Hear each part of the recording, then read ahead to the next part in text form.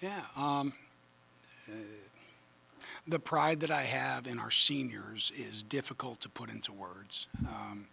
It's a group that's seen a lot, these 23 guys.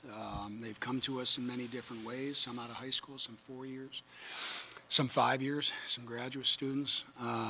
They've been through everything from, they were there when Rachel shared the news about her battle with cancer in the family. They were freshmen. They were there when teams didn't want to play us. They were there when we didn't have a league. They were there when we didn't have a division. They were there when we made a divisional jump. They were there when COVID hit. They were there when we lost a season to COVID, and now the transition to Division I. So if you think about their effect on a school, I don't even think I could do it justice by trying to figure out in today's time what they've meant to this school. I will tell you this. They have served each other in this program very well. They've served this department and this university tremendously well. They are as proud Tommy alumni as you will ever see. And I don't know if I've ever had as much fun as I had this season.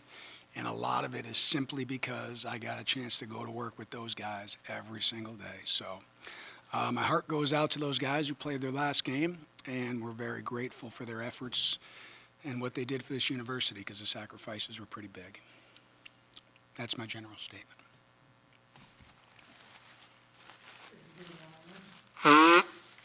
All the seniors? Oh, yeah. As a matter of fact, if you watched, we got all the offensive guys in at one time, and we let them have a whole drive. And it was good drive, and finishing a touchdown. And then we let them have one more play, banged a timeout, and had them come out. And then we did the same thing on the defensive side, which was pretty neat. But yeah, we got all those seniors in, and more than just one play. And just for them to be able to see, if you saw the true, honest, authentic emotion after the game, like that makes you know that you're doing something right. And I want to win games. I want to help a school make a transition, but if we can raise young men like that genuinely care about each other more than they care about themselves, I'd consider us winners.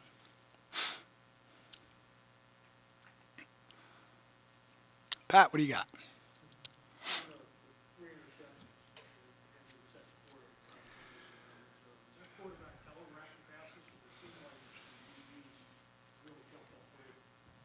Yes, but I will also say we had three other, so we had a little meeting the drive before that, and I wasn't really happy.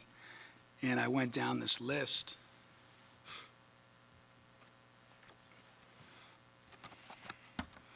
I said 2 dropped interceptions, which would have been 6 points. 2 fumbles by the other team that was recovered by them and not by us. 2 missed hits and sacks on the quarterbacks, a missed sub, and 2 face mask penalties that we get because we're not running our feet, and that's not us. And so we talked about trying to be us at the highest level, and the floodgates open. We got that next interception. Joe Hurd got a couple of them, and I think that was probably the pivotal moment of the game, because Travis was telling me that there was a 40-point swing, not a 40-point swing, there was a 40-point unanswered gap in there. But if you go back to right before that first interception, it's middle of second quarter, 15-14, and they're moving the ball. So, and credit them for doing that. I mean, what they do is tough to go against, not just because of the way that their guys run to spots and throw the balls and that thing, but it's difficult to go against because it shifts the time continuum of a game. It shifts your normal point thoughts. I mean, every kid grows up learning, multiples of 7. You learn them in football. There's 7 and there's 14, and there's usually not 10s and 15s and 41s and things like that, right? So they put teams in uncomfortable situations. That's why Coach Kelly that's one of the reasons why Coach Kelly is very, very good at what he's done over a long period of time. And, as I told him before the game and after the game, we were exactly where they were. And in some ways, we might not have even been quite as well positioned in some ways. And in some ways, we're a little bit better positioned. And I'm sure that he'll get his folks to understand what he does. But it puts a lot of stress. I mean, we got a good defense, Pat.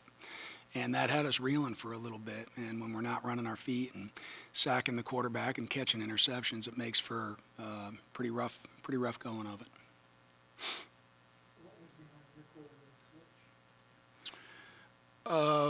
Which one? To start the game? I've never understood why the only position that seems, everyone says every position's open. And most coaches, if they're honest with themselves, would say 21 of the 22 positions on my team is open. But there's something about the quarterback position, maybe because it's an acute focus, that they don't put the best guy in, or they don't pull the guy when he should be pulled.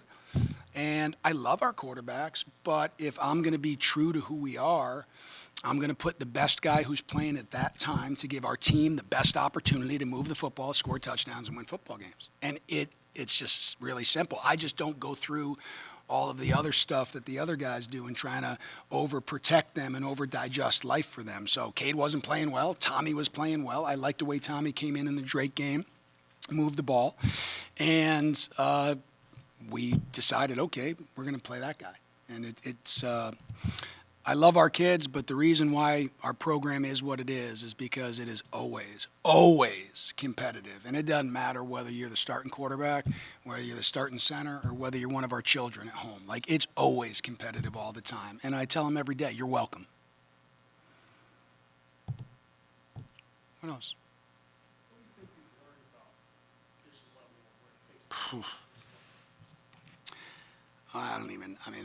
That's a whole, for someone who's long-winded anyway, that would be like the longest answer ever, right? I think there's a lot that I don't know, and what I am looking forward to doing is sitting down after a week and just clearing my head and looking back and figuring out those things that I thought I knew, that I had no clue of. The obvious ones are that, come on, guys.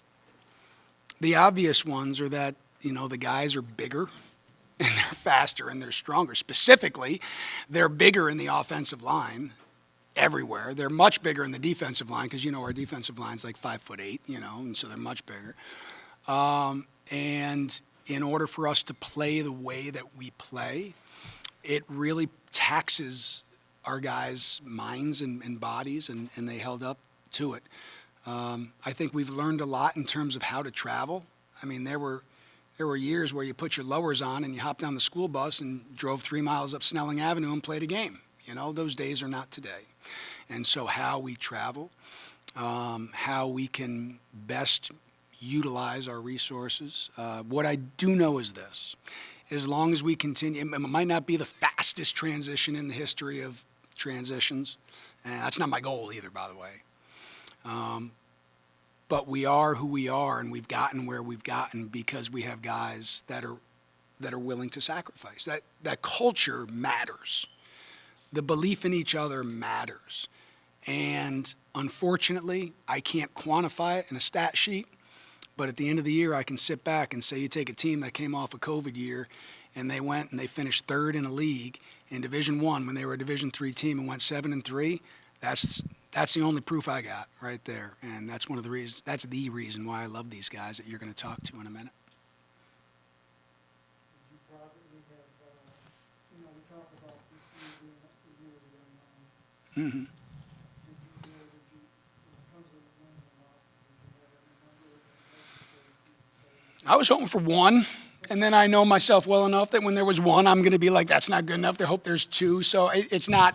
I don't think of it quite the way most people think of it because I couldn't live like that. But I tell you what, I don't know what the number was, but it wasn't 7. And that wasn't the goal either. And I don't mean to downplay the question, but the goal was to be able to have the basis so that we can have a foundation to move forward. And that happened. I felt like that happened maybe a month ago in the Stetson game, or right around the Marist time is when we found out, okay, now we know who we are. So we knew we had that, but I don't think anyone would have quite imagined, the going into a league, Division I, finishing third, and doing what these guys did. So, but you do have to trust me that was not That was not the priority, was to say, let's get to this many wins. And frankly, it's not going to be next year for me either. It's going to be, can we grow? There will be a day where winning is synonymous with success. There will. That day's not today.